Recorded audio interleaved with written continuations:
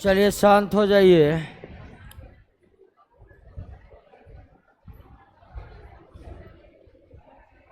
और ध्यान दीजिए अब।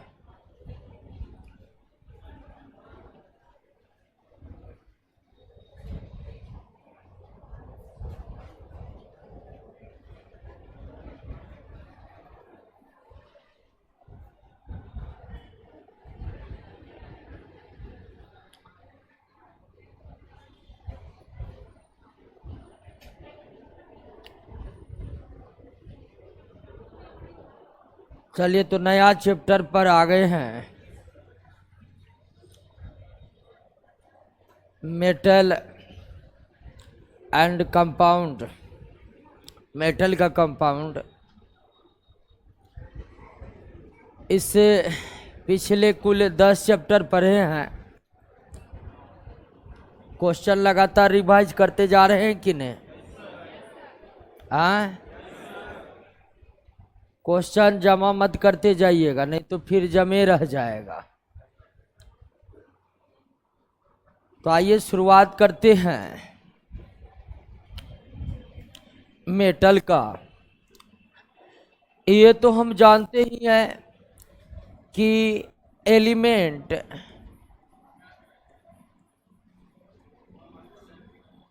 की संख्या जो है 118 है वर्तमान समय में।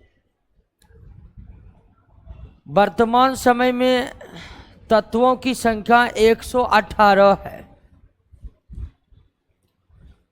और इन 118 तत्वों को अगर हम देखें तो 3 भागों में विभाजित करते हैं। इन 118 तत्वों को हम मेटल यानी कि धातु, नॉन मेटल यानी अधातु और कुछ मेटलॉइड हैं यानी उपधातु।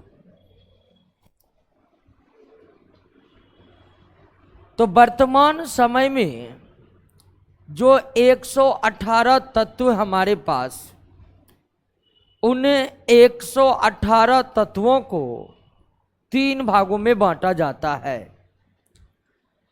अगर आप इसको हटा ही दीजिए तो आप कह सकते हैं कि तत्वों को, एलिमेंट को मुख्यतः 2 भागों में बांटा जा सकता है, धातु और अधातु। मुख्यतः 2 भागों में बांटा जा सकता है, धातु और अधातु, क्योंकि उपधातुओं की संख्या बहुत कम है, ना के बराबर। लेकिन है तो जो तत्व हैं उन्हें इस प्रकार से क्लासिफाई किया जाता है। हालांकि तत्वों को जो 3 भागों में बांटा गया है, बहुत कम ही तत्व क्या है? अधातु है, और बहुत कम ही तत्व क्या है? उपधातु है। यानी कि 118 तत्वों में, 118 एलिमेंट में अधिकांश क्या है? धातु है। यानी सीधा सीधा कहिए 80% क्या है? धातु। यानी कि ज्ञात तत्वों में लगभग यानी कि अधिकांश जो है धातु ही है। 80% तत्वों की प्रकृति धातु है। 20% में आपका अधातु उपधातु दोनों आ जाते हैं। अधातुओं की संख्या की बात करिएगा, अधातुओं की संख्या मात्र 22, अधातुओं की संख्या मात्र 22 ही है। तो जो तत्व अब तक खोजे गए हैं उनकी कुल संख्या 118 है, और उन 118 तत्वों में भी अधिकांशतः क्या है? धातु। लेकिन हम जो तत्वों को इन 3 भागों में बांटे हैं, तो बांटने का आधार क्या है? किस आधार पर हम तत्वों को इन 3 भागों में बांटे हैं? तो इसका आधार है कि तत्वों को जो 3 भागों में बांटा जाता है, वो बांटा जाता है गुणों के आधार पर। यानी कि इतने सारे में धातु कौन होगा, इतने सारे तत्वों में धातु कौन होगा? तो धातु होने के लिए उनमें कुछ गुणों का होना अनिवार्य है। वे गुण होते हैं तो हम उसे क्या कहते हैं? धातु। यानी कि धातु के कुछ गुण तय कर दिए गए हैं और वो गुण मौजूद है तो वो धातु है, और वो गुण मौजूद नहीं है तो वो क्या है?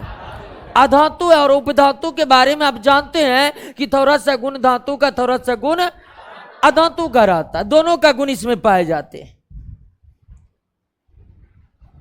तो 118 तत्वों को जो धातु और अधातुओं में बांटा गया है वह गुणों के आधार पर बांटा गया है, गुणों के आधार पर बांटा गया है। धातुओं के कुछ गुण तय कर दिए गए हैं। वो गुण जिन तत्व में होते हैं वो धातु कहलाते हैं, और वो गुण का अभाव जिनमें होता है वो क्या कहलाते हैं? अधातु कहलाते हैं। तो इसीलिए धातु कौन होगा, तत्वों में हम धातु की कैसे पहचान करेंगे, इसके लिए हमें धातु के गुणों के बारे में जानना पड़ेगा। बिना धातु के गुणों की बारे में जानकारी प्राप्त किए हम उसकी पहचान नहीं कर सकते। तो 118 तत्वों में हम धातुओं की पहचान करें तो इसके लिए जरूरी है कि हम उन गुणों के बारे में समझ विकसित कर ले जो गुण पाए जाते हैं किसमें? धातु में। तो आइए हम धातु के गुणों के बारे में समझते हैं। और धातु के गुणों को दो भागों में बांटकर पढ़ा जाता है। धातु के गुणों को दो भागों में बांटकर पढ़ा जाता है। एक आपका फिजिकल प्रॉपर्टीज यानी क्या? भौतिक गुण, और एक हो गया आपका केमिकल प्रॉपर्टीज यानी क्या? रासायनिक गुण। भौतिक गुण एवं रासायनिक गुणों के आधार पर हम धातुओं की पहचान करेंगे। और धातु के गुणों को भी दो कैटेगरी में बांटा गया है, धातु के भौतिक गुण और धातु के रासायनिक गुण। भौतिक गुणों के अंतर्गत हम देखते हैं कि धातु देखने में कैसा है, धातु की कठोरता क्या है, घनत्व क्या है, वगैरह वगैरह।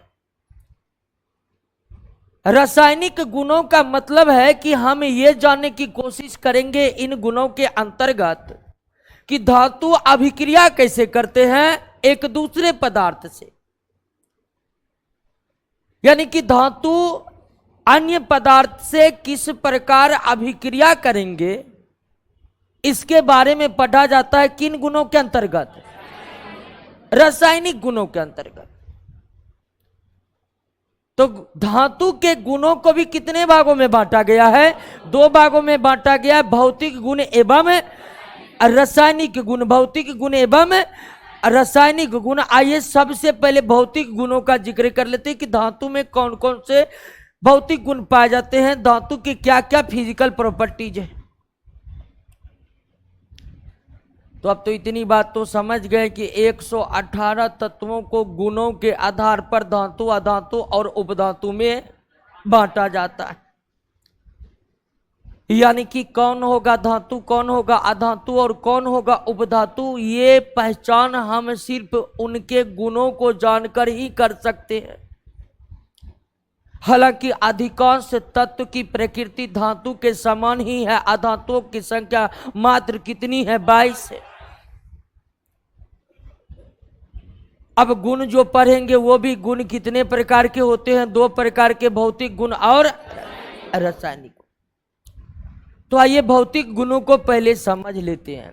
लेकिन भौतिक गुणों को समझने से पहले अगर धातु के महत्व का हम थोड़ा सा जिक्र कर ले कि आज हमारे पास धातु के लिए क्या महत्व है, तो वर्तमान समय में धातुओं के बिना जीना संभव नहीं है।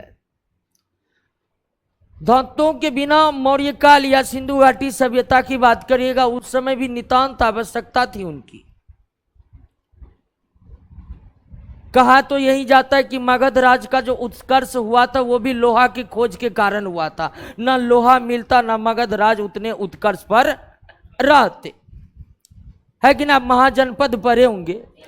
सबसे शक्तिशाली महाजनपद में मगध था। कई कारण थे उसके, लेकिन जो सबसे प्रमुख कारण था यही था कि उन्हें क्या मिल गया था? लोहा मिल गया था। तो धातु की महत्व इस बात से आप समझिए कि जिस देश के पास वर्तमान समय में धातु की जितनी अधिक उपलब्धता है, वह देश की अर्थव्यवस्था उतनी ही मजबूत मानी जाती है। वर्तमान समय में अगर सबसे ज्यादा धातु का जो मानव उपयोग कर रहा है वो है लोहा। लोहा की उपयोगिता वर्तमान के वैश्विक अर्थव्यवस्था में इस कदर है कि लोहा का उत्पादन बंद किया जाए तो बड़ी अर्थव्यवस्था जो है ठहर जाएगा, बंद हो जाएगा। तांबा का ही उत्पादन बंद कर दिया जाए, पूरा इलेक्ट्रिसिटी मार्केट ठप पड़ जाएगा। तो धातु का महत्व इस कदर से वर्तमान समय में बढ़ चुका है कि अगर किसी देश के पास धातु नहीं है तो उसे कमजोर समझा जाता है, और जितनी अधिक धातु की उपलब्धता है देशों के पास उतनी ही वे मजबूत माने जाते। धातुओं के बगैर वर्तमान समय में ना तो मानव का जिंदगी चल सकता है, धातुओं के बगैर ना तो अर्थव्यवस्था चल सकता है। भारत की अर्थव्यवस्था नहीं, पूरा वैश्विक अर्थव्यवस्था की बात करें, धातुओं के बिना संभव ही नहीं है चलना। खासकर लोहा को तो अर्थव्यवस्था का रीढ़ कहा जाता है। अब कुछ भी बनाइए, कोई भी कंस्ट्रक्शन करिए, अर्थव्यवस्था में लोहा की नितांत आवश्यकता होती है। तो धातु का महत्व बहुत ज्यादा है, इसके बिना जीवन जीना वर्तमान में संभव नहीं है। और जीवन जीने का मतलब यही है कि आप कहिएगा कि वर्तमान में आज मोबाइल फोन का उपयोग नहीं करेंगे, इलेक्ट्रिसिटी का उपयोग नहीं करेंगे, तो क्या आज कल के आधुनिक समय में जीवन जीना संभव हो पाएगा? नहीं हो पाएगा। और आप इलेक्ट्रिसिटी का यूज करें, आप मोबाइल फोन का यूज करें, आप तमाम विद्युत उपकरणों का उपयोग करें, इसके लिए धातु एक अनिवार्य आवश्यकता है, खासकर तांबा जैसे धातु का। तो धातु का महत्व बहुत ज्यादा है। कितना भी इसके महत्व का जिक्र कर ले फिर भी आज के समय में कम ही रहेगा। तो आइए धातु के सबसे पहले हमें फिजिकल प्रॉपर्टीज की बात कर ले। धातु का सबसे पहला गुण है कि धातु के परमाणु के अंतिम कक्षा में इलेक्ट्रॉन की संख्या, अंतिम कक्षा में इलेक्ट्रॉन की संख्या 1 होती है या 2 होती है या 3 होती है, लेकिन 4, 5, 6, 7, 8 नहीं होती है। कोई भी तत्व धातु है तो धातु का सबसे पहला मुख्य गुण है कि धातु के परमाणु के अंतिम कक्षा में या तो 1 इलेक्ट्रॉन होगा, या तो 2 इलेक्ट्रॉन होगा, या 3 इलेक्ट्रॉन होगा, इससे अधिक इलेक्ट्रॉन नहीं होगा। 3 से अधिक इलेक्ट्रॉन धातु के परमाणु के अंतिम कक्षा में हो ही नहीं सकते। आपके पास 2 तत्व है, एक सोडियम है, एक दूसरा कार्बन है। सोडियम धातु है लेकिन कार्बन जो है धातु नहीं है। सोडियम धातु है, कार्बन धातु नहीं है। ये किस आधार पर निर्णय होगा? ये कई आधारों पर निर्णय हो सकता है, लेकिन अगर इसके इलेक्ट्रॉनिक विन्यास को देखिए तो सोडियम का इलेक्ट्रॉनिक विन्यास 2, 8, 1 होता है और कार्बन का इलेक्ट्रॉनिक विन्यास 2 और 4 होता है। आप क्या देख रहे हैं? आप देख रहे हैं कि कार्बन के अंतिम कक्षा में इलेक्ट्रॉन की संख्या कितनी है?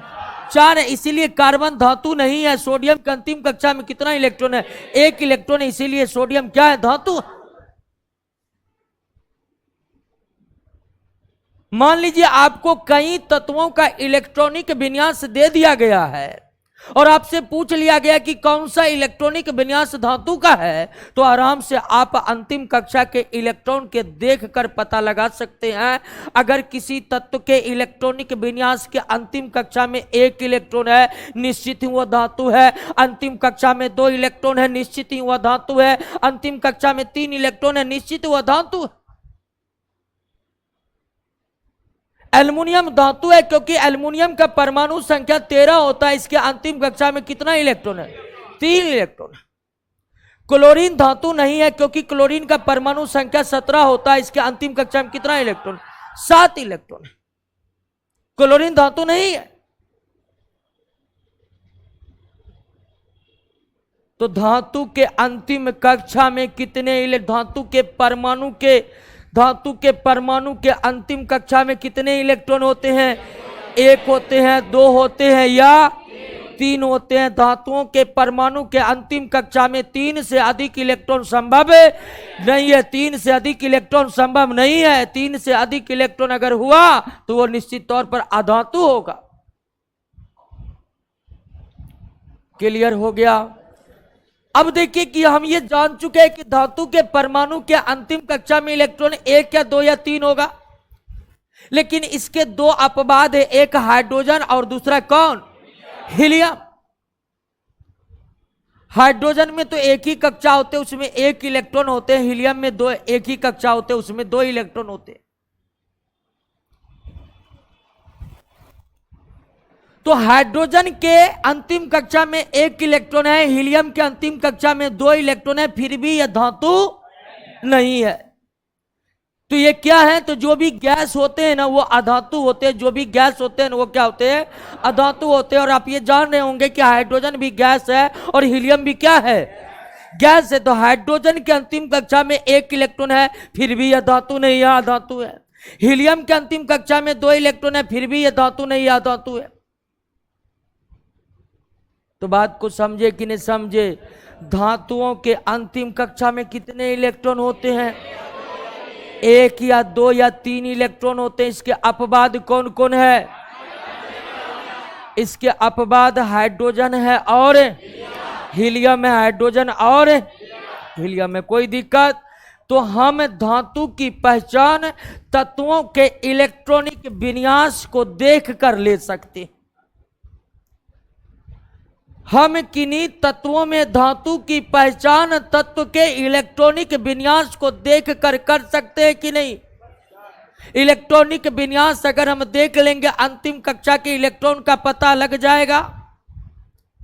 और अंतिम कक्षा के इलेक्ट्रॉन का पता लग जाएगा तो निश्चित तौर पर आप 1 इलेक्ट्रॉन है तो वह धातु है, 2 इलेक्ट्रॉन है तो धातु है, 3 इलेक्ट्रॉन है तो धातु है। इससे अधिक ही धातु का होगा। क्लियर हो गया? पहला गुण समझ गए?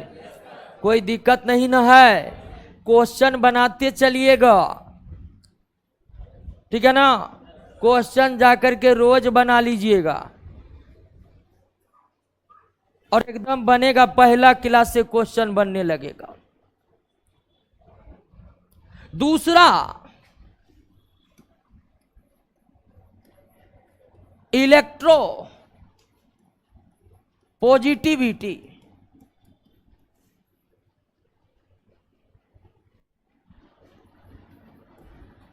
विद्युत धनात्मकता, इलेक्ट्रो पॉजिटिविटी।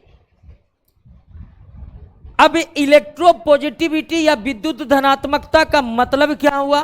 मतलब जो हुआ सो हुआ। आप पहले ये समझिए कि धातु जो होते हैं वे विद्युत धनात्मक होते हैं। धातु जो होते हैं वो क्या होते हैं? विद्युत धनात्मक होते हैं, यानी उसमें विद्युत धनात्मकता का इलेक्ट्रोपॉजिटिविटी का गुण मौजूद होते हैं। अब इलेक्ट्रोपॉजिटिविटी के गुण का क्या मतलब हुआ? इलेक्ट्रोपॉजिटिविटी का मतलब हुआ दोस्तों, इलेक्ट्रोपॉजिटिविटी का मतलब हुआ इलेक्ट्रॉन त्यागने की प्रवृत्ति। इलेक्ट्रॉन त्यागने की प्रवृत्ति। अभी तुरंत आप समझे कि इलेक्ट्रॉन त्यागने की प्रवृत्ति को ही विद्युत धनात्मकता कहते हैं। और पहले ही गुण जो हम धातु का पढ़ रहे थे उनमें हम क्या देखें कि धातु के परमाणु के अंतिम कक्षा में कितना इलेक्ट्रॉन है? 1 या 2 या 3 इलेक्ट्रॉन है। 1 या 2 या 3 इलेक्ट्रॉन है।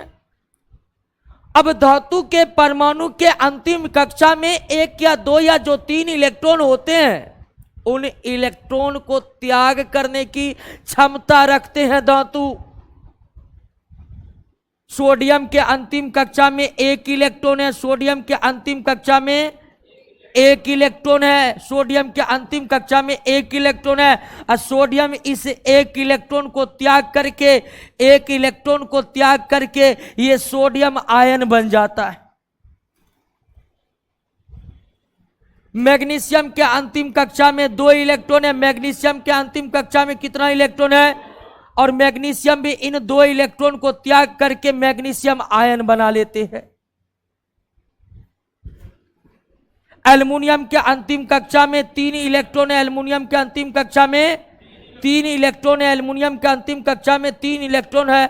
और एल्युमिनियम भी इन 3 इलेक्ट्रॉन को त्यागने की क्षमता रखते हैं।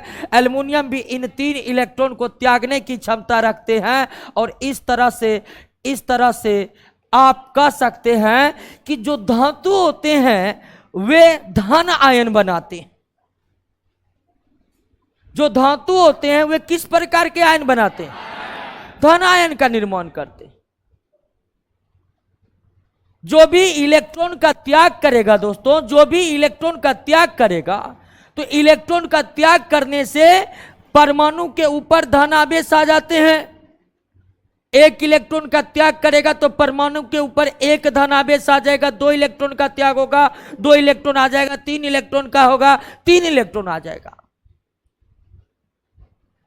तो धातु के अंतिम कक्षा में जो 1 या 2 या 3 इलेक्ट्रॉन पाए जाते हैं धातु उस इलेक्ट्रॉन को त्याग कर देने की प्रवृत्ति रखते हैं। और धातु इलेक्ट्रॉन को त्याग करके किस प्रकार के आयन बनाते हैं? धातु इलेक्ट्रॉन का त्याग करके किस प्रकार के आयन बनाते हैं? धन आयन बनाते हैं। क्या धातु के परमाणु इलेक्ट्रॉन को ग्रहण कर सकता है? नहीं। क्या धातु के परमाणु ऋण आयन का निर्माण कर सकता है? नहीं कर सकता। धातु जब भी इलेक्ट्रॉन के बारे में निर्णय लेगा तो वो त्यागने का निर्णय लेगा। क्लियर हो गया? दूसरे गुण भी आप समझ गए। धातुओं के परमाणु के अंतिम कक्षा में 1 या 2 या 3 इलेक्ट्रॉन होते हैं। धातु के परमाणु के अंतिम कक्षा में जो 1 या 2 या 3 इलेक्ट्रॉन होते हैं उन्हें धातु त्यागने की प्रवृत्ति रखते हैं। और धातु अपने इलेक्ट्रॉन का त्याग करके किस प्रकार के आयन का निर्माण करते हैं? धन आयन का निर्माण करते हैं। किस प्रकार के आयन का निर्माण करते हैं? धन आयन का निर्माण करते हैं। क्लियर हो गया? अब जो भी गुण पढ़ रहे हैं इसके विपरीत गुण नहीं होगा, यह भी जानना है। अगर हम ये जाने कि धातु के परमाणु के अंतिम कक्षा में 1 या 2 या 3 इलेक्ट्रॉन है तो हमें यह भी याद रखना है कि धातु के अंतिम कक्षा में 4, 5, 6, 7, 8 इलेक्ट्रॉन हो ही नहीं सकते। धातु अपने इलेक्ट्रॉन को त्याग करने की प्रवृत्ति रखते हैं तो मतलब धातु किसी भी स्थिति में इलेक्ट्रॉन ग्रहण नहीं कर सकता है। धातु इलेक्ट्रॉन को त्याग करके धन आयन बनाते हैं तो हमें यह भी याद रखना है कि धातु किसी भी परिस्थिति में इलेक्ट्रॉन ग्रहण करके ऋण आयन का निर्माण नहीं करेगा। क्लियर है बात? 2 गुण को समझ गए हैं। तीसरे गुण पर आइए। तीसरे गुण, धातु का अगला सबसे महत्वपूर्ण गुण है मेलिएबिलिटी का।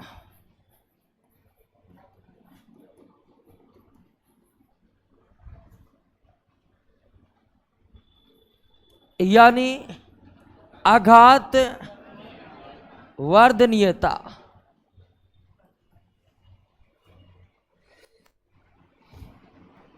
अब मेलिएबिलिटी का गुण का मतलब क्या हुआ? आघात वर्धनीयता का मतलब क्या हुआ?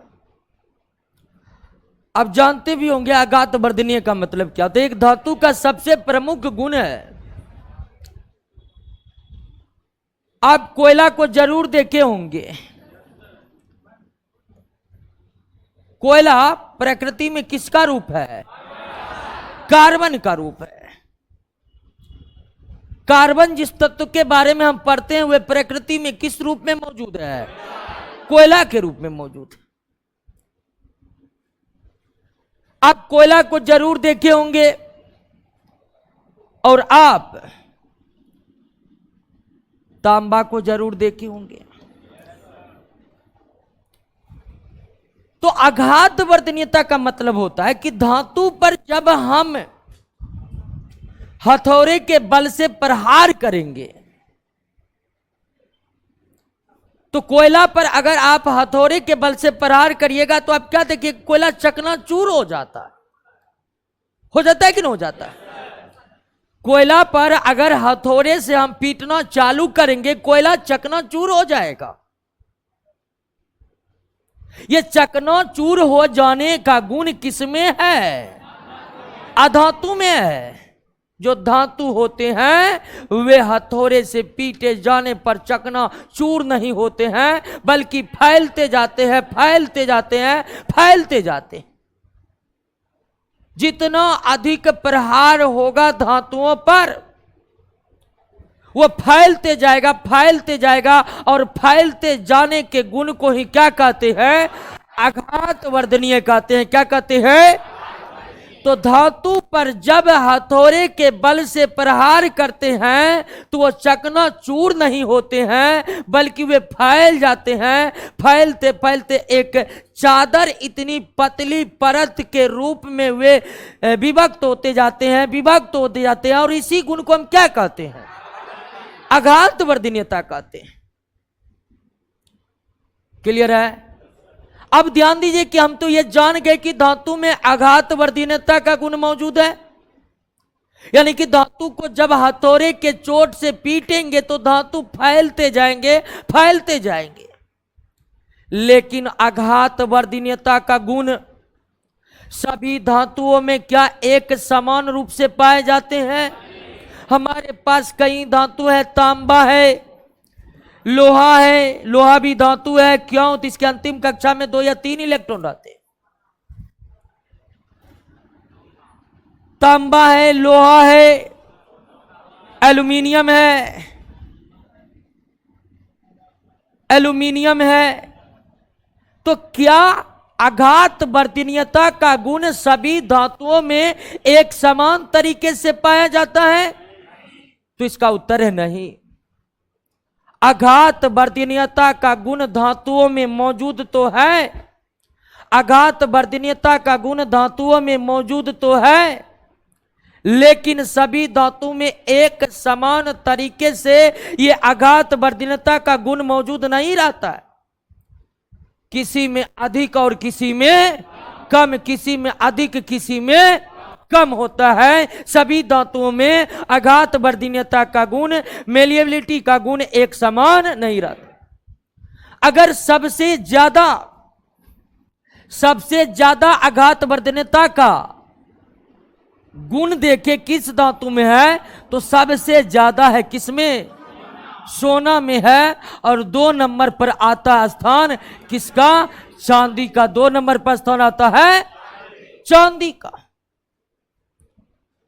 सबसे ज्यादा आघात वर्धनीय धातु कौन है? सोना के बाद सबसे ज्यादा आघात वर्धनीय चांदी। आपको अंदाजा नहीं होगा कि सोना को पीटते पीटते कागज का 1/4 भाग पतला किया जा सकता है। इतने ज्यादा आघात वर्धनीय होते कौन? सोना। आप कागज की मोटाई देख लीजिए, कागज के मोटाई को 4 हिस्से कर दीजिए, उतना पतला किया जाता है पीट पीट कर। किसको? सोना को। सबसे ज्यादा आघात वर्धनीय धातु है। सोना के बाद दूसरा स्थान आता है चांदी का। और आप जानते हैं कि सोना और चांदी का सबसे ज्यादा इस्तेमाल आभूषण बनाने के लिए किए जाते हैं, और सोना और चांदी का इस्तेमाल व्यापक तौर पर आभूषण बनाने के लिए इसीलिए होते हैं कि इसमें आघात वर्धनीयता का गुण बहुत ज्यादा है। इतनी ज्यादा आघात वर्धनीयता है कि सोना में कि 2 किलोमीटर लंबी तार को खींचकर उससे हजारों आभूषण बनाए जा सकते हैं सिर्फ 1 ग्राम सोना से। अब समझ लीजिए, अंदाजा लगा लीजिए आघात वर्धनीयता का। क्लियर हो गया? बात समझ गए? तो धातु जो है उस पर हथौड़े से प्रहार करने पर वे चकनाचूर हो जाते हैं, लेकिन धातु ऐसा नहीं होते। धातु पर जब हम हथौड़े के चोट मारते जाते हैं वे फैलते जाते हैं। इसी गुण को हम क्या कहते हैं? आघात वर्धनीयता कहते हैं। क्या कहते हैं? आघात वर्धनीयता कहते हैं। धातु में आघात वर्धनीयता का गुण मौजूद होते हैं। धातु में आघात वर्धनीयता का गुण मौजूद होते हैं, लेकिन सभी धातुओं में आघात वर्धनीयता का गुण एक समान तरीके से मौजूद नहीं है। किसी धातु में आघात वर्धनीयता बहुत ज्यादा है, किसी में बहुत कम, किसी में मध्यम। सबसे ज्यादा आघात वर्धनीयता किसमें? सोना के बाद दूसरा स्थान चांदी। क्लियर हो गया? बात समझ गए? आप जानते हैं कि धातु में आघात वर्धनीयता का गुण होने के कारण उसकी उपयोगिता बहुत बढ़ जाती है। खाना को बहुत अधिक देर तक गर्म और ताजा बनाए रखने के लिए उसे एल्युमिनियम के फॉइल में लपेटा जाता है। अभी लाए होंगे खाना उजला टाइप का फोम में लपेटा जाता है खाने को, ताकि वे अधिक से अधिक समय तक गर्म बना रहे और उनका स्वाद बरकरार रहे। एल्युमिनियम का फॉइल बनाया जाना संभव है इसलिए कि एल्युमिनियम धातु है और उसमें किसका गुण होता है? आघात वर्धनीयता का गुण होता है। चांदी और सोना जैसे धातु में आघात वर्धनीयता का गुण तो कूट कूट कर भरा हुआ है ही, लेकिन इसके साथ साथ सोना और चांदी ऐसे धातु हैं जो मानव शरीर के लिए विषैले बिल्कुल भी नहीं है। यानी बाय चांस इसको कोई खा लिया तो कोई दिक्कत नहीं है। सोना और चांदी ऐसे 2 धातु है जो मानव शरीर के लिए बिल्कुल भी विषैले नहीं। इसीलिए कई प्रकार के महंगे डिशों को लपेटा जाता है। किसके परतों से? सोना के परतों से, चांदी के परतों से। आप देखे होंगे कई मिठाई चांदी के परतों से ढका होता है। क्या जी? कई ऐसे फूड होते हैं जिस पर सोना का कोटिंग चढ़ाकर उसे सोने के नाम से बेचा जाता है और लोग चाव से खाते हैं। ऐसा करना क्यों संभव हो पाता है? पहला कारण यह है कि सोना और चांदी जो है बिल्कुल भी विषैले नहीं है, और दूसरा कारण है इसमें कैसा गुण है? आघात वर्धनीयता का गुण है। इसीलिए थोड़ा सा 1 ग्राम सोना से ही लगभग क्विंटल 2 क्विंटल मिठाई पर वर्क किया जा सकता है। 1 ग्राम सोना से आघात वर्धनीयता ही इतनी। क्लियर हो गया? तीसरे गुण को आप समझ गए। धातुओं के अंतिम कक्षा में इलेक्ट्रॉन की संख्या 1 या 2 या 3 होती है। धातु के अंतिम कक्षा में जो 1 या 2 या 3 इलेक्ट्रॉन होते हैं उसे धातु त्यागने की प्रवृत्ति रखते हैं। धातु इलेक्ट्रॉन का त्याग कर धन आयन का निर्माण करते हैं।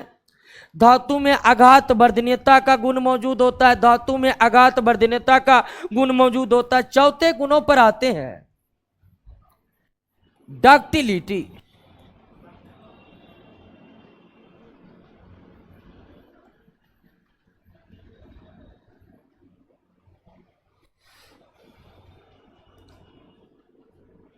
डक्टिलिटी यानी कि तन्यता। अब तन्यता कैसा गुण है? तन्यता की कि अगर हम धातु को दोनों तरफ से बल लगाकर खींचने लगे।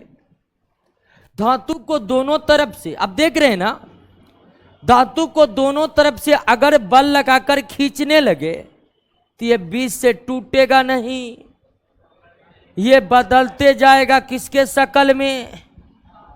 तार के शक्ल में बदलते जाएगा। ये बदलते जाएगा किसमें?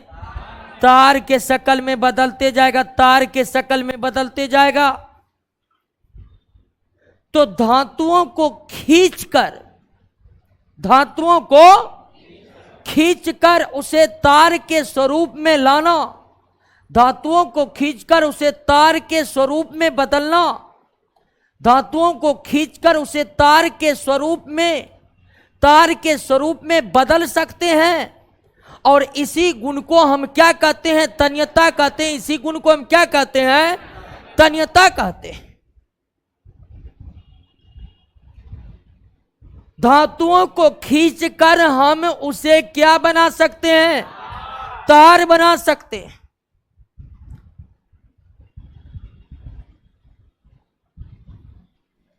और इसी गुण को हम किस नाम से जानते हैं? तन्यता के नाम से।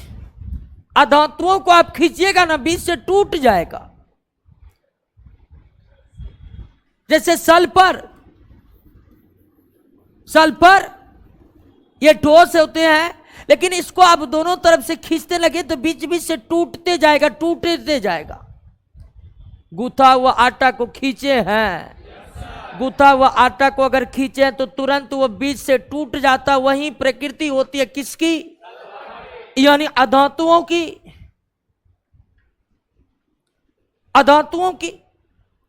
लेकिन धातुओं की प्रकृति है कि उसे आप खींचते जाइएगा और वह बदलते जाएंगे किसके शक्ल में? तार के शक्ल में। और इसी गुण को क्या कहते हैं? तन्यता कहते हैं। इसी गुण को क्या कहते हैं? तन्यता कहते हैं। और अगर तन्यता की बात होती है दोस्तों, तो सबसे ज्यादा तन्य धातु भी कौन है? सोना। सबसे ज्यादा तन्य धातु कौन है? और सोना के बाद दूसरा स्थान पर किसका? चांदी का स्थान आता है। यानी सोना सबसे ज्यादा आघात वर्धनीय और तन्य धातु है। आघात वर्धनीयता और तन्यता में सोना के बाद दूसरा स्थान जिस धातु का आता है, चांदी का आता है। और आपको सोना के तन्यता का अंदाजा इससे पहले ही बता दिए कि 1 ग्राम सोने से 2 किलोमीटर लंबी तार बनाई जा सकती है। 1 ग्राम सोना से। अब ये तो हम समझ गए कि धातुओं में तन्यता का गुण पाया जाता है, लेकिन क्या सभी धातु में तन्यता एक समान तरीके से होती है? बताइए। तो तन्यता का गुण तो धातु में मौजूद है, लेकिन सभी धातु की तन्यता एक समान नहीं होती है। सोना से कई गुना ज्यादा कम तन्य धातु है लोहा। तो तन्यता का गुण धातु में मौजूद है, लेकिन सभी धातु में एक समान तरीके से नहीं। क्लियर हो गया? बात समझ गए? कोई दिक्कत नहीं ना? तो धातुओं के परमाणु के अंतिम कक्षा में कितने इलेक्ट्रॉन होते हैं? 1, 2 या 3 इलेक्ट्रॉन होते हैं। धातु इलेक्ट्रॉन त्यागने की प्रवृत्ति रखते हैं या ग्रहण करने की? त्यागने की प्रवृत्ति करते हैं। धातु किस प्रकार के आयन बनाते हैं? धन आयन बनाते हैं। धातु आघात वर्धनीय और तन्य होते हैं। आघात वर्धनीय और सबसे ज्यादा आघात वर्धनीय धातु सोना, और सबसे ज्यादा तन्य भी सोना, और दूसरा स्थान चांदी का है। बिजली के तार तांबा के ही बनाए जाते हैं। अगर तांबा धातु नहीं होता तो तार बनता नहीं बनता। तांबा तार के शक्ल में जो बदल जाता है वही तांबा के तन्यता का गुण है। धातु के अगले गुणों पर आइए। धातु में एक होता है मेटेलिक लस्टर। मेटेलिक लस्टर, इसको हिंदी में कहते हैं धातुई चमक। धातुई चमक, मेटेलिक लस्टर। जो धातु होते हैं ना, उसके सतह पर एक खास प्रकार की चमक होती। अब कोयला देखे ना है, अब सल्फर और फास्फोरस सब नहीं देखे होंगे प्रत्यक्ष तरीके से, फोटो में तो देखे ही होंगे। यूट्यूब का जमाना है, जो चीज नहीं देखे हैं वही चीज आजकल सबसे ज्यादा दिखता है। क्या जी? तो मेटेलिक लस्टर की बात करते हैं, और कोयला आप समान रूप से देखे होंगे। उनका सतह आपको चमकीला नजर आ रहा है, नहीं आ रहा? लेकिन आप एल्युमिनियम, चांदी, सोना, इन सब के परतों, इन सब को देखिएगा ना, तो इन सब में एक विशेष प्रकार की चमक है। तो धातुओं में जो है एक विशेष प्रकार की चमक होती है, जिसका अधातुओं में अभाव होता है। और धातुओं की इस चमक को हम क्या कहते हैं?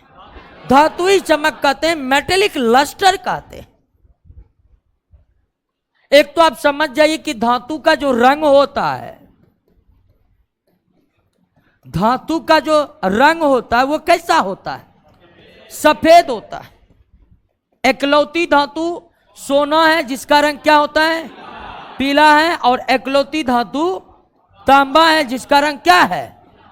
लाल। जितने भी धातु है उसमें सोना और तांबा को छोड़कर सभी के सभी धातु का रंग कैसा होता है? सफेद होता है, चांदी की तरह सफेद होता है। एकमात्र धातु कौन है जो पीले रंग का है? एकमात्र धातु कौन है जो लाल रंग का है? इसके अलावे सोना और तांबा के अलावे सभी धातुओं का रंग कैसा होता है? सफेद होता है। चाहे एल्युमिनियम की बात कर लीजिए, मैग्नीशियम की बात कर लीजिए, सोडियम की बात कर लीजिए, क्रोमियम की बात कर लीजिए, सब के सब धातु का रंग सफेद होता है। अब दोस्तों एक कंफ्यूजन आपको होगा कि लोहा तो सफेद नहीं होता है। तो वास्तव में दोस्तों हम आम जिंदगी में इस्तेमाल होने वाले जो लोहा को देख रहे हैं वो वास्तव में लोहा है ही नहीं। वो है क्या वास्तव में? शुद्ध अवस्था में लोहा बिल्कुल भी उपयोगी, शुद्ध अवस्था में लोहा बिल्कुल भी उपयोगी नहीं है। लोहा जहां भी उत्पादित होते हैं उन्हें तुरंत किसमें बदल दिया जाता है। और हम जो इस्तेमाल लोहा कहकर कर रहे हैं वास्तव में वो लोहा नहीं, इस्पात है। शुद्ध लोहे का यानी कि पीटवा लोहा का रंग कैसा होता है? सफेद होता है। पीटवा लोहा का रंग कैसा होता है? सफेद होता है। तो धातुओं की रंगों की पहचान हो गई। अधिकांश धातु का रंग चांदी की तरह सफेद, एकलौती धातु सोना जो पीले रंग का, एकमात्र धातु तांबा जो लाल रंग का। और इस रंग में एक खास प्रकार की चमक होती है, खास प्रकार की चमक। हालांकि उन चमक का अधातुओं में बिल्कुल भी अभाव होता है। लेकिन यहां पर दो अपवादों को याद रखना बहुत जरूरी है दोस्तों। एक है आपका क्या? ग्रेफाइट है, और दूसरा क्या है? आयोडीन। ग्रेफाइट और आयोडीन दोनों ही अधातु है, क्योंकि एक के अंतिम कक्षा में 4 इलेक्ट्रॉन है, एक के अंतिम कक्षा में 7 इलेक्ट्रॉन है। इसलिए ये दोनों क्या है? अधातु है। लेकिन अगर इसको देखेंगे तो ये धातु के तरह ही चमकते हैं, ये धातु के तरह ही चमक होती है इसमें, लेकिन फिर भी यह क्या है? अधातु। तो धातु और अधातुओं में अंतर। सोइए नहीं, जाग कर रहिए, जाग कर। बहुत महत्वपूर्ण चैप्टर चल रहा है। और नहीं तो बाद में फिर हल्ला करिएगा कि केमिस्ट्री उतना अच्छा नहीं है, बिट्टू झा का पढ़ा देता है किसी तरह। नहीं जी, इसीलिए आप सोइए रहिएगा तो फिर क्या होगा। तो धातु और अधातु की जो अंतर है वो हम चमक के आधार पर भी कर सकते। अगर किसी तत्व का सतह चमक रहा है तो निश्चित वह क्या है, अधातुओं के सतह चमकते नहीं है। अधातुओं के सतह पर कोई चमक नहीं होती है। एक अधातु का एग्जाम्पल आपके सामने है, कोयला। देखे चमकते हुए नहीं। क्लियर हो गया। तो धातु में धातुई चमक होती है जिसका अधातुओं में बिल्कुल क्या पाया जाता है, अभाव पाया जाता है। बिल्कुल क्या पाया जाता है, अभाव पाया जाता है। अगला गुण है कंडक्टिविटी का।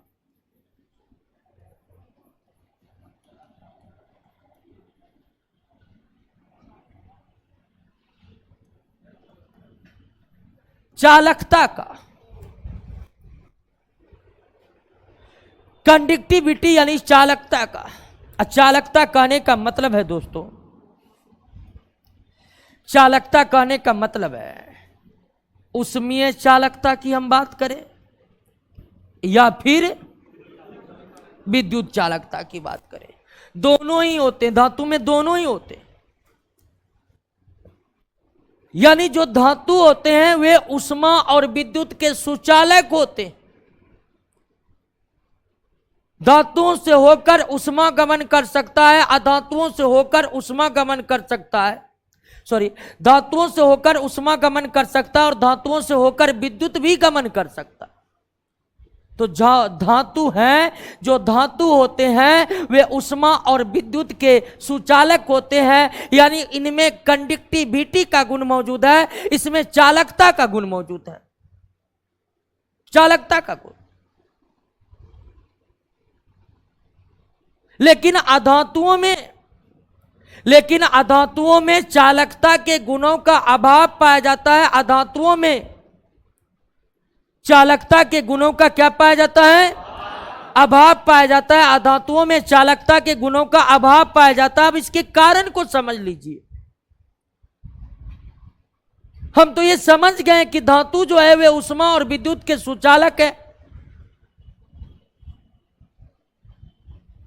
धातु जो है वे ऊष्मा और विद्युत के क्या है, सुचालक है। लेकिन अधातु जो है वह ऊष्मा और विद्युत के कुचालक है, ऊष्मा और विद्युत के कुचालक है। लेकिन इसके क्या कारण है, इसके कारण क्या है? इसके कारण है फ्री इलेक्ट्रॉन। इसका कारण क्या है दोस्तों? Free electron. इसका कारण क्या है? फ्री इलेक्ट्रॉन इसका कारण है। Free electron.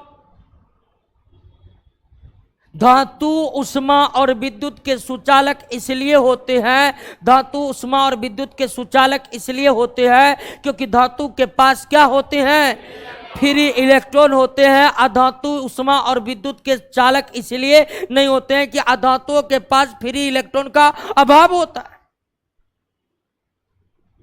फ्री इलेक्ट्रॉन का अभाव होता है धातुओं के पास।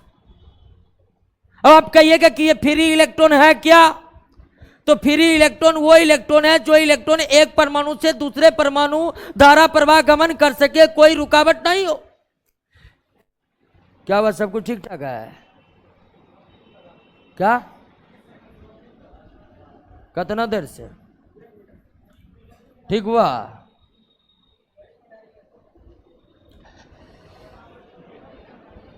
अल्लाह ने करिए, रिकॉर्डिंग में डाला हुआ है ना। अच्छा, अंतिम कक्षा में एक या दो या तीन इलेक्ट्रॉन होते हैं। अंतिम कक्षा में एक या दो या तीन इलेक्ट्रॉन होते हैं। अब अंतिम कक्षा में एक या दो या तीन इलेक्ट्रॉन होते हैं, यही इलेक्ट्रॉन क्या है? फ्री इलेक्ट्रॉन है। यही इलेक्ट्रॉन क्या है? फ्री इलेक्ट्रॉन है। यही इलेक्ट्रॉन फ्री इलेक्ट्रॉन है।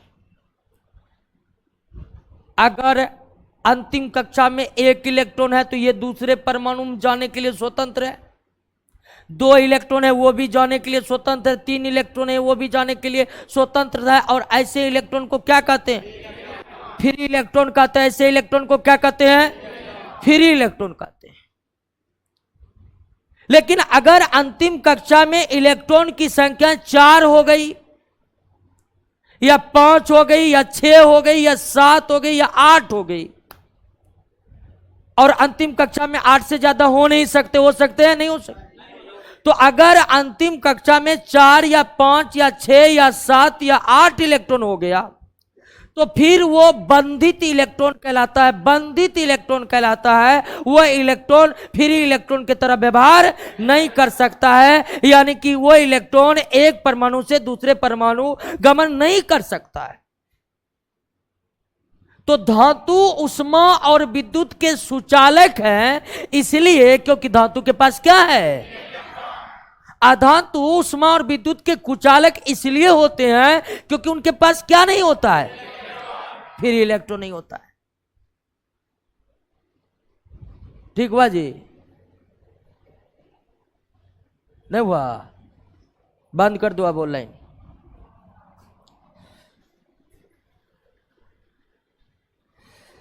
अगला गुण पर आइए।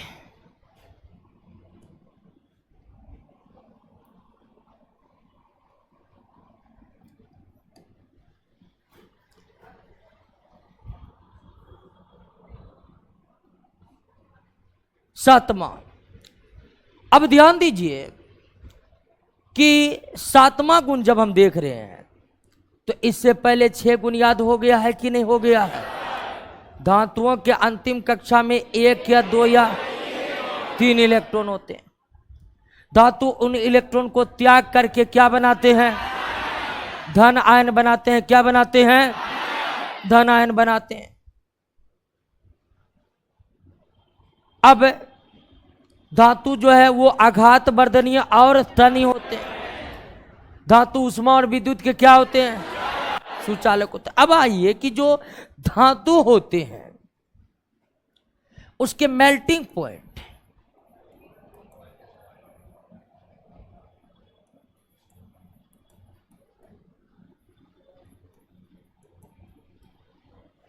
और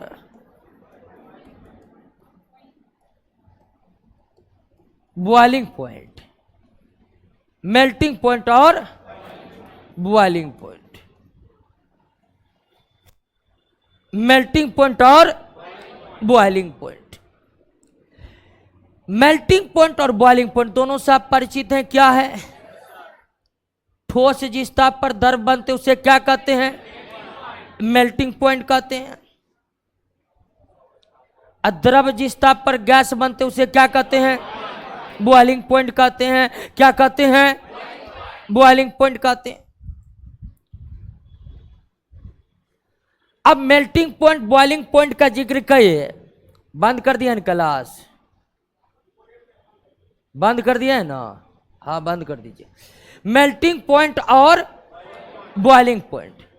अब मेल्टिंग पॉइंट बॉइलिंग पॉइंट को आप देख लीजिए कि जो धातु होते हैं उसके मेल्टिंग पॉइंट बहुत, मेल्टिंग पॉइंट की बात करिए या बॉइलिंग पॉइंट की बात करिए, बहुत ही ज्यादा होते हैं, बहुत ही ज्यादा होते हैं। अब बहुत ही ज्यादा करने का मतलब होता है कि अधातुओं के तुलना में बहुत ज्यादा होते, अधातुओं की तुलना में। लोहा की ही बात करिएगा कि लोहा अगर ठोस है तो ये आपको द्रव लोहा में बदलता है किस ताप पर? 1535 डिग्री सेल्सियस पर।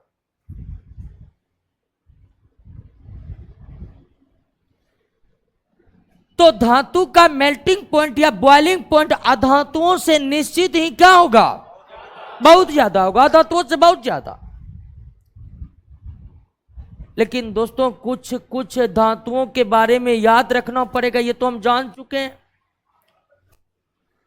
कि धातु का मेल्टिंग पॉइंट बॉइलिंग पॉइंट बहुत ज्यादा होता है। धातु का मेल्टिंग पॉइंट बॉइलिंग पॉइंट बहुत ज्यादा होता है, लेकिन कुछ कुछ धातु ऐसे हैं जिसके मेल्टिंग पॉइंट बॉइलिंग पॉइंट बहुत कम है, बहुत कम है। अब जैसे आप सोडियम का ही देख लीजिए, मात्र 98 डिग्री सेल्सियस, कितना 98 डिग्री सेल्सियस, यानी कि सोडियम मात्र इतना डिग्री टेम्परेचर पर ही द्रव अवस्था में बदल जाता है। पोटेशियम का तो इससे भी कम है, 63 डिग्री सेल्सियस। यानी कि आपको याद रखना पड़ेगा कि धातु का मेल्टिंग पॉइंट, बॉइलिंग पॉइंट अधातुओं से, अधातु के तुलना में बहुत ज्यादा होते हैं। लेकिन उसके साथ साथ आपको याद रखना होगा कि जो क्या है, क्षारीय धातु, क्षारीय धातु। और पीरियोडिक टेबल में आपको बताए थे कि क्षारीय धातु कौन होगा। आवर्त सारणी के वर्ग 1 के धातु को क्या होगा, आवर्त सारणी के वर्ग 1 के धातु को क्या कहते हैं, क्षारीय धातु कहते हैं। क्या कहते हैं? तो जो क्षारीय धातु होते हैं उनके मेल्टिंग पॉइंट कम होते हैं। क्या होते हैं? कम होते हैं। कभी कभी हो सकता है आ जाए प्रश्न कि निम्नलिखित में किस धातु का मेल्टिंग पॉइंट या बॉइलिंग पॉइंट सबसे कम है, तो आप क्या दीजिएगा खोज करें सर? जो क्षारीय धातुओं का lithium, sodium, potassium, rubidium, caesium, francium, इसका मेल्टिंग पॉइंट, बॉइलिंग पॉइंट बहुत कम होता है अन्य सब धातुओं की तुलना। आपको एक और धातु के गैलियम के बारे में आप जानते होंगे। गैलियम का मेल्टिंग पॉइंट मात्र कितना है, 30 डिग्री। सीजियम का मेल्टिंग पॉइंट मात्र कितना है, 28 डिग्री सेल्सियस। गैलियम का मेल्टिंग पॉइंट कितना है, 30 डिग्री सेल्सियस। गैलियम जो है दोस्तों ये धातु है। गैलियम क्या है? सीजियम भी धातु है। हालांकि सीजियम तो अल्कली मेटल ही है, तो इसका मेल्टिंग पॉइंट तो कम होता है। गैलियम अल्कली मेटल नहीं है, फिर भी इसका मेल्टिंग पॉइंट मात्र कितना है, 30 डिग्री सेल्सियस है। गैलियम का मेल्टिंग पॉइंट कितना है? और गैलियम के बारे में एक बात पूछा जाता है कि ऐसी कौन सी धातु है, ऐसी कौन सी धातु है जो हाथ पर लेने से गल जाता है? ऐसी कौन सी धातु है जो हाथ पर लेने से पिघल जाती है? वो गैलियम है। हमारे बॉडी का टेम्परेचर 37 डिग्री सेल्सियस है। हमारे बॉडी का टेम्परेचर कितना है, 37 डिग्री सेल्सियस। हमारे बॉडी का टेम्परेचर 37 डिग्री सेल्सियस है। लेकिन गैलियम का मेल्टिंग पॉइंट मात्र कितना, गैलियम का मेल्टिंग पॉइंट मात्र कितना, 30 डिग्री।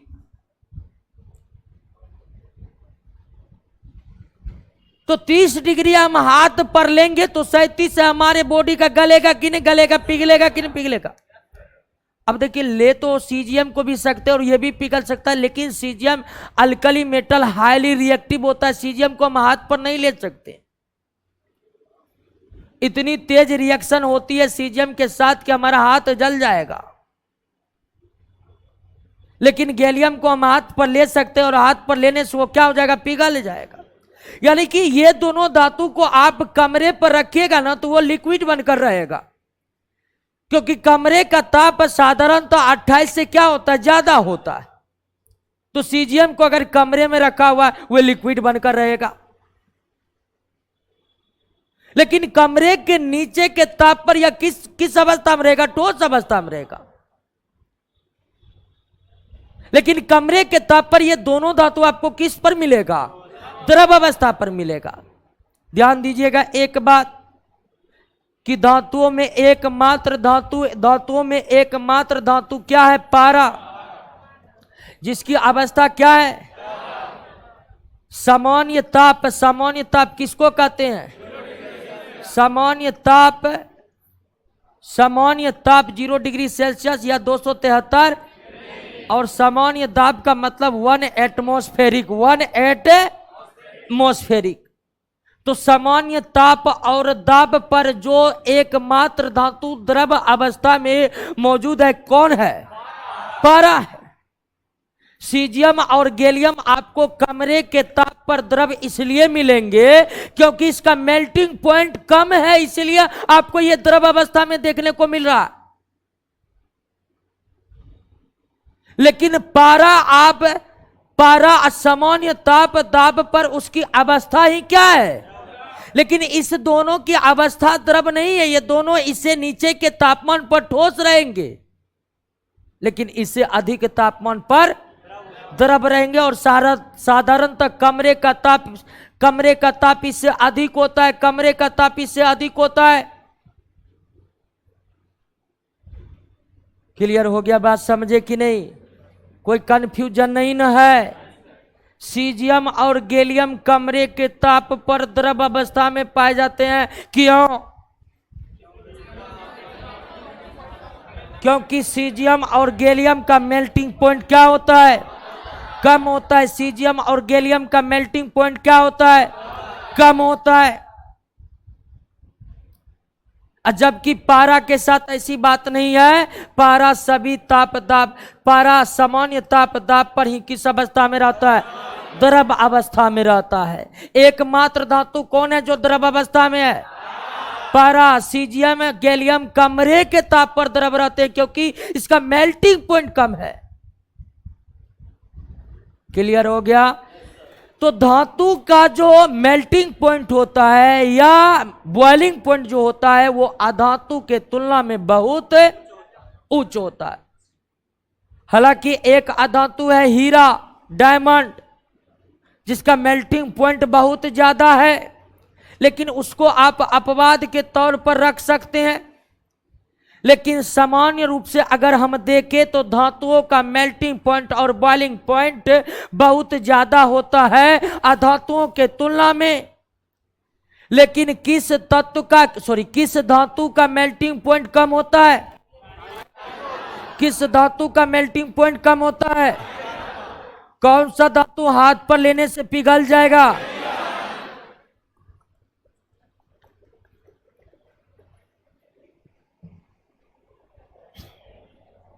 क्लियर हो गया? अगले गुणों पर आते हैं दोस्तों।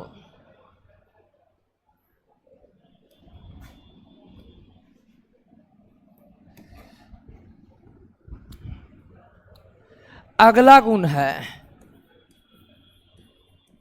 हार्डनेस, कठोरता। हार्डनेस तथा मेटेलिक साउंड।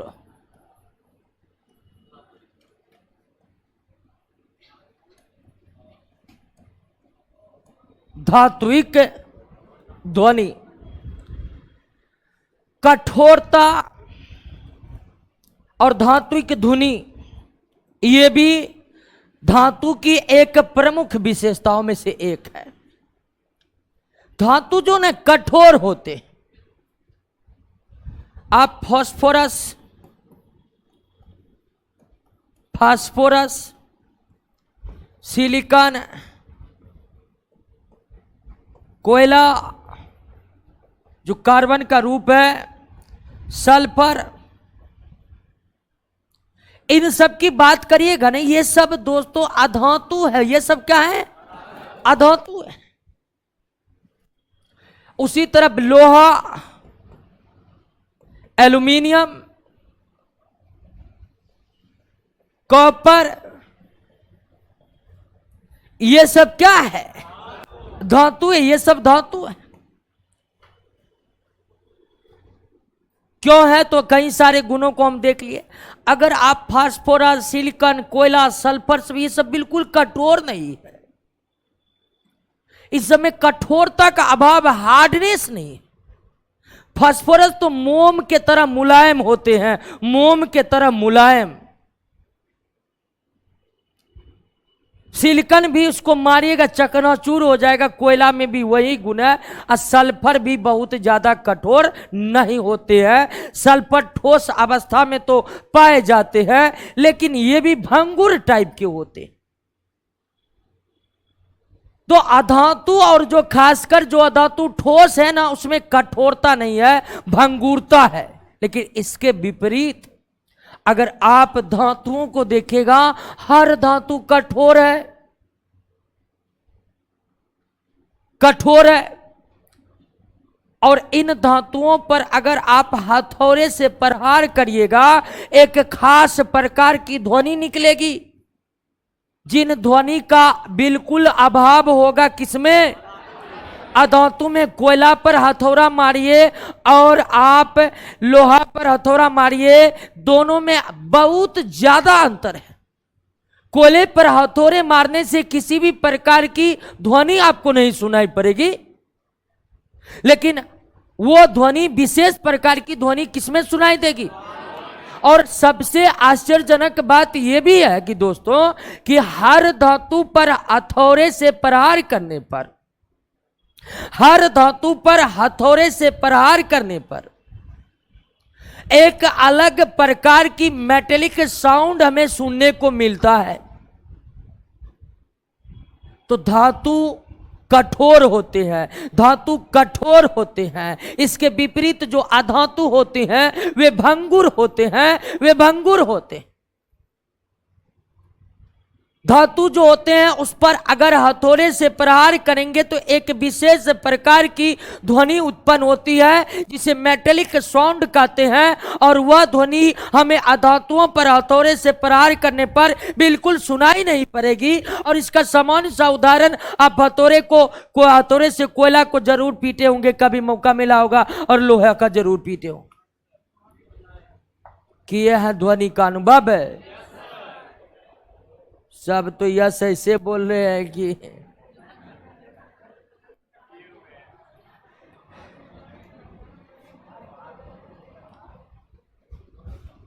क्लियर। ध्यान दीजिए, अब ध्यान दीजिए। आप तो ये समझ गए कि धातु कठोर होते हैं।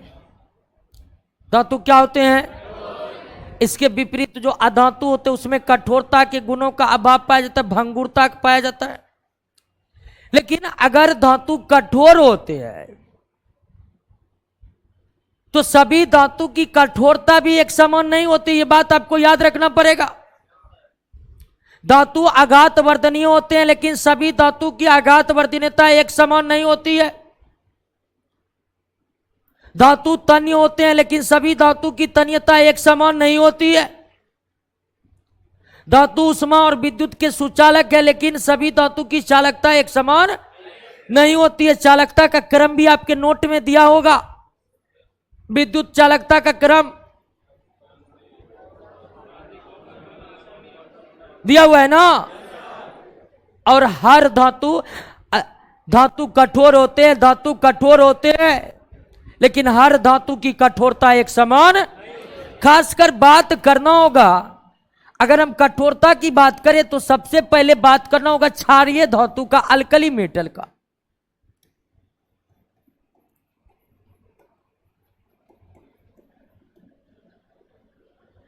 क्षारीय धातु सोडियम, पोटेशियम, लिथियम, इन सब धातु में बिल्कुल भी कठोरता नहीं पाया जाता है, बिल्कुल भी कठोरता नहीं पाया जाता है। इन सब धातु को आप चाकू कैंची इन सब से आसानी से क्या कर सकते हैं? काट सकते हैं।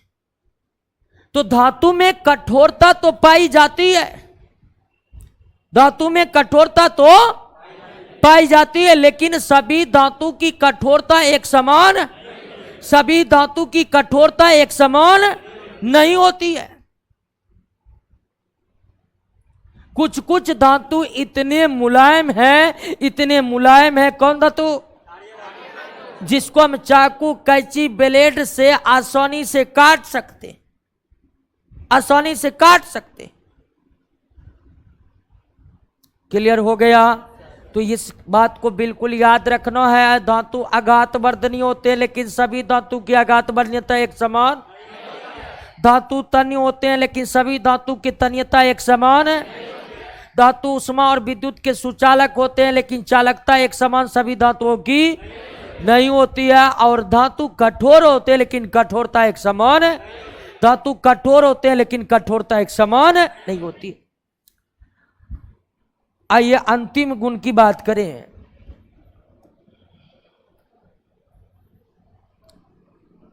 कितने गुण अब तक पढ़ लिए? अब आइए बात कर लेते हैं किसकी घनत्व की।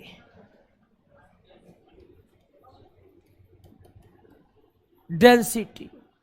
घनत्व बराबर क्या होता है? द्रव्यमान बटे आयतन। केजी प्रति मीटर क्यूब या ग्राम प्रति सेंटीमीटर, ज्यादातर इसी का इस्तेमाल होता है। ये एसआई मात्रक है, घनत्व का ये एसआई मात्रक है, लेकिन एसआई मात्रक का यूज कम होता है। सीजीएस घनत्व का सीजीएस मात्रक है ग्राम प्रति सेंटीमीटर। घनत्व का सीजीएस मात्रक है ग्राम प्रति सेंटीमीटर, और इसी मात्रक का ज्यादातर व्यवहार किया जाता है क्योंकि ये बहुत बड़ा मात्रक है, ये मापने योग्य मात्रक है। तो घनत्व की बात करते, घनत्व आप समझ रहे कि एक ऐसी भौतिक राशि है जिससे हल्केपन और भारीपन का क्या होता है, अंदाजा लगता है। जब हम घनत्व का जिक्र कर रहे हैं तो घनत्व का जिक्र किन अर्थों में होता है? घनत्व का जिक्र किन अर्थों में होता है? तो घनत्व का जिक्र हल्कापन और भारीपन बताने के लिए होता है। हल्कापन और भारीपन बताने के लिए होता है। आप सामान्य रूप से देखे होंगे कि आपके पास दो चीज है, एक 50 केजी की रुई है और एक 50 केजी का लोहा है। इसको आप उठा लीजिएगा क्योंकि ये आपको लगेगा क्या, लेकिन द्रव्यमान समान इसको नहीं उठा पाइएगा क्योंकि आपको लगेगा क्या, भारी। आप रुई 50 किलो उठा लीजिएगा, एक बोरा में दे दिया जाएगा, रुई 50 किलो उठा लीजिएगा, लेकिन वही 50 किलो लोहा को आप नहीं उठा पाइएगा। ऐसा है कि नहीं है? समान द्रव्यमान के लोहे के तुलना में रुई आपको हल्का लगेगा। इसका कारण क्या? इसका कारण है क्या? घनत्व। इसका कारण है घनत्व। रुई के तुलना में कई गुना ज्यादा अधिक घनत्व है किसका? लोहा का। इसीलिए समान द्रव्यमान के रुई के तुलना में कई गुना भारी है कौन? लोहा। जल का घनत्व, जल का घनत्व होता है 1 ग्राम प्रति सेंटीमीटर क्यूब। वहीं लोहा का घनत्व देखे तो 7.8 ग्राम प्रति सेंटीमीटर क्यूब। वहीं सोना का घनत्व देखे 19.3 ग्राम प्रति सेंटीमीटर क्यूब। इसका मतलब है कि लोहा जो है वह पानी से 7 गुना ज्यादा भारी है और सोना जो है पानी से 19 गुना ज्यादा भारी है। यानी समान द्रव्यमान का लोहा, समान द्रव्यमान के जल के तुलना में समान द्रव्यमान का लोहा में 7 गुना ज्यादा भारी लगेगा। तो घनत्व एक ऐसी भौतिक राशि है जो किसी वस्तु के हल्केपन और भारीपन के बारे में जिक्र करता है। और जब हम बात करते हैं धातुओं की घनत्व की तो एक बात क्लियर है कि धातुओं का घनत्व अधातुओं से काफी ज्यादा होता है। धातुओं का जो घनत्व होता है वो अधातुओं के तुलना में बहुत ज्यादा होता है। समान द्रव्यमान के धातु अधातु है तो धातु आपको ज्यादा भारी लगेगा, लेकिन कोई भी धातु उसका घनत्व बहुत ज्यादा होता है। लेकिन अपवाद हर जगह है दोस्तों, अपवाद हर जगह है। अपवाद हर जगह है।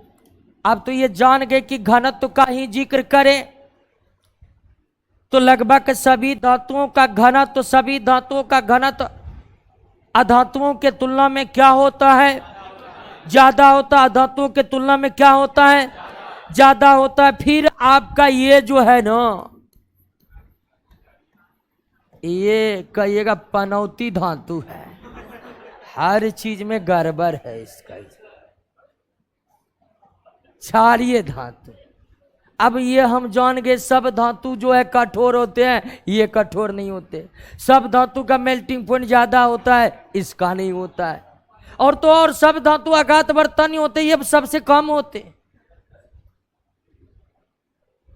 इसका एक ही गुण है, आप बात कर सकते हैं कि धातु के बहुत सारे गुण इसमें नहीं है, लेकिन जो गुण सब कई सारे गुण अभी हम पढ़े हैं, धातु के कई सारे गुण पढ़े हैं,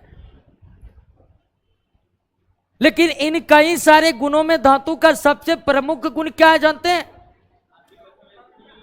इलेक्ट्रॉन त्यागने का गुण।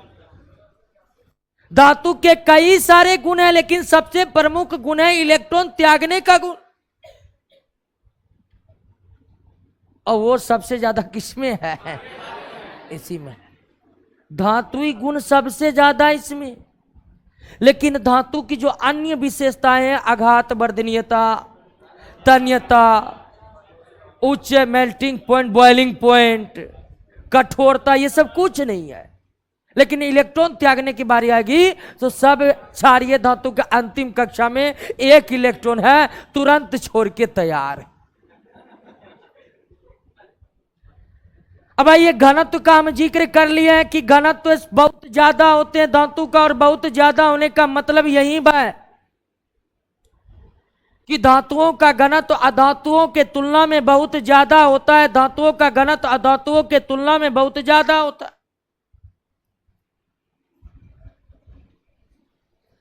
लेकिन क्षारीय धातु का घनत्व की बात करिएगा, क्षारीय धातु का घनत्व बहुत कम होता है, यहां तक कि जल से भी कम होता है। क्योंकि जल के घनत्व का अभी हम जिक्र किए, जल का घनत्व होता है 1 ग्राम प्रति सेंटीमीटर क्यूब। लेकिन वही सोडियम की बात करिए 0.97 ग्राम प्रति सेंटीमीटर क्यूब। पोटेशियम की बात करिए तो इससे भी कम 0.86 ग्राम सेंटीमीटर क्यूब। यानी क्षारीय धातु का घनत्व कम नहीं होता है, बल्कि क्षारीय धातु का घनत्व जल से भी कम होता है। यानी क्षारीय धातु को आप जल में फेंक दीजिएगा तो वो जल पर तैरेगा, क्योंकि अपने से कम घनत्व वाली धातु अपने से अधिक घनत्व वाले द्रव पर क्या होगा? तैरेगा। यानी कि लगभग सभी धातु का घनत्व जल के घनत्व से ज्यादा है। अपवाद है क्षारीय धातु जिनका घनत्व जल के घनत्व से भी क्या है? कम है। जिनका घनत्व जल के भी घनत्व से कम है। इन धातु को अगर आप डाल दीजिएगा जल में तो ये धातु जल में डूब जाएगा कि तैरेगा? तैरेगा। लेकिन ध्यान दीजिएगा एक बात, ये क्वेश्चन पूछा जाता है कि सोडियम को जल में डालने पर क्या होगा, पोटेशियम को जल में डालने पर क्या होगा? तैरेगा। लेकिन उसके साथ आपको ये याद रखना पड़ेगा कि ये हाईली रिएक्टिव है। तो जैसे ही हम इसको जल में डालेंगे सोडियम को, ये जल के ऊपर आ जाएगा, तैरेगा, क्योंकि इसका घनत्व तो जल के घनत्व से कम है। जल के ऊपर आएगा तो ये वायुमंडल के संपर्क में आ जाएगा। वायुमंडल के संपर्क में आकर ऑक्सीजन से, वायु के ऑक्सीजन से इतना तेज रिएक्शन करेगा कि आग लग जाएगा, आग। सोडियम को जल में डालने पर सोडियम तैरते हुए जलेगा। सोडियम को जल में डालने पर या पोटेशियम को जल में डालने पर या लिथियम को जल में डालने पर या क्षारीय धातु को जल में डालने पर वे जल के सतह पर आ जाएंगे, क्योंकि उनके घनत्व तो जल से कम है। और वो फिर वायु के ऑक्सीजन से रिएक्शन करके और इतनी तेज रिएक्शन करते हैं कि आग लग जाती है। यानी क्षारीय धातु को जल में डालने पर, क्षारीय धातु को जल में डालने पर यह तैरते हुए जलेगा।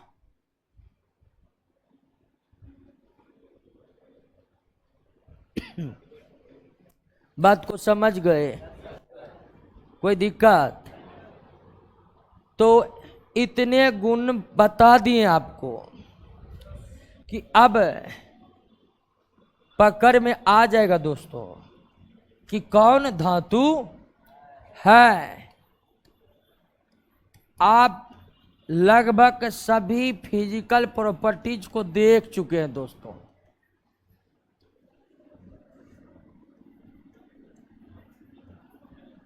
भौतिक क्लियर हो गया। तत्वों के भौतिक गुण में किसी को कोई दिक्कत है? याद हो गया होगा, याद। एक बार पुनः ध्यान दीजिए। धातु के अंतिम कक्षा में 1 या 2 या 3 इलेक्ट्रॉन होते हैं। उन इलेक्ट्रॉन को धातु त्याग करके धन आयन बनाते हैं। धातु आघात वर्धनीय और तन्य होते हैं। धातु में चालकता का गुण होता है क्योंकि उसमें फ्री इलेक्ट्रॉन होते हैं। धातु का घनत्व अधातुओं से ज्यादा होता है। धातु का मेल्टिंग पॉइंट, बॉइलिंग पॉइंट भी धातुओं से क्या होता है? ज्यादा होता है। तो भौतिक गुणों को पहचानने में कोई दिक्कत नहीं होगी। अब आपके नोट में 1 से लेकर 19 तक प्रश्न बन जाएगा। 1 से लेकर 19 नंबर तक बन रहा है।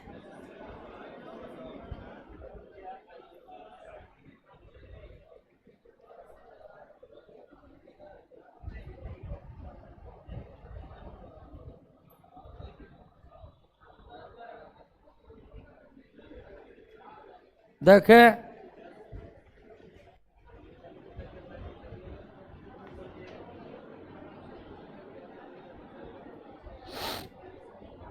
न इनमें ध्यान दीजिए।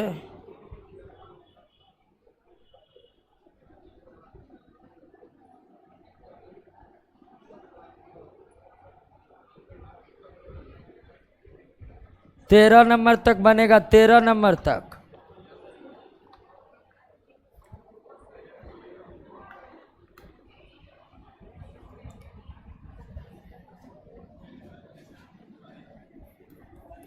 देखिए पहला क्वेश्चन कर है, प्रकृति में विद्यमान सभी धातु क्या है? तो तत्व है। धातु क्या होते हैं? अधातु भी तत्व होते हैं। धातु तथा अधातु तत्व के अलग अलग प्रकार हैं। धातु तत्व लेकिन अधातु योगी।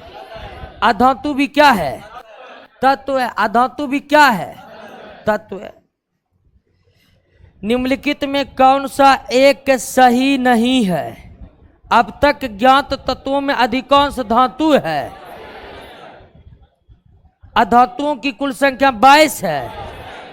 कुछ तत्व ऐसे जिसमें धातु धातु दोनों के गुण है, तो तीनों सही है, गलत कोई भी नहीं है।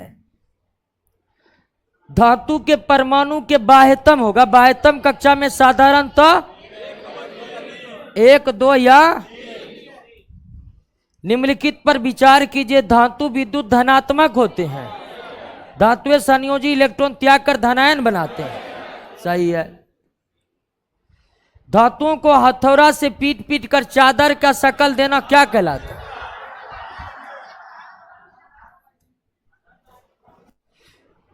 सबसे ज्यादा आघात वर्धनीय सोना एवं चांदी। कौन सा एक सही है? धातु आघात वर्धन होते हैं, अधातु तन्य होते हैं। गलत। धातु आघात वर्धनीय होते हैं, उनमें तन्यता के गुण का अभाव होता है। गलत। अधातु तन्य होते हैं। गलत। यानी डी नंबर से ये सभी धातुएं एक समान, ना तो तन्य ना ही। ये सही है कि नहीं? निम्नलिखित में किस धातु का द्रवणांक या गलनांक न्यूनतम है? गैलियम। गैलियम का है ना, मात्र 30 डिग्री। निम्नलिखित में कौन से धातु के जोड़े कमरे के ताप पर द्रव? गैलियम और कौन सा कथन सही नहीं है? 80 नंबर पर यह सही है। सी नंबर गलत है कि नहीं?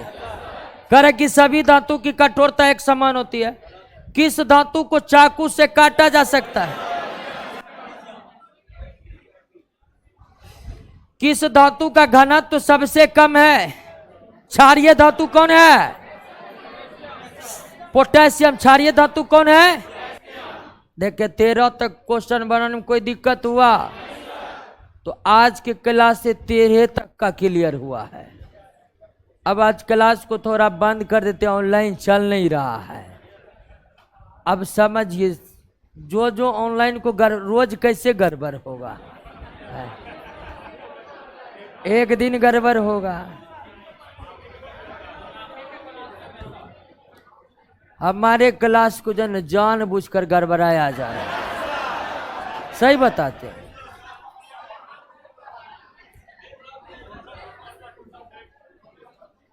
क्लियर हो गया?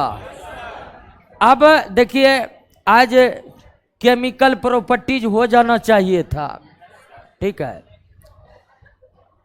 और बात बात में कई बार मैसेज ऐसे आ जाते हैं कि लग ये रहा टारगेट पढ़ रहे हैं, लग रहा फाउंडेशन पढ़ रहे हैं। तो अभी मौका है, पढ़ लीजिए। थोड़ा स्लो ही चल रहा है, कोई दिक्कत ज़्यादा नहीं लीजिएगा, ठीक है ना। बायोलॉजी तो पूरा समाप्त ही कर दिए, केमिस्ट्री भी आधा ज़्यादा समाप्त है, फिजिक्स में उतना बहुत कुछ है नहीं, इसीलिए आराम आराम से पढ़िए।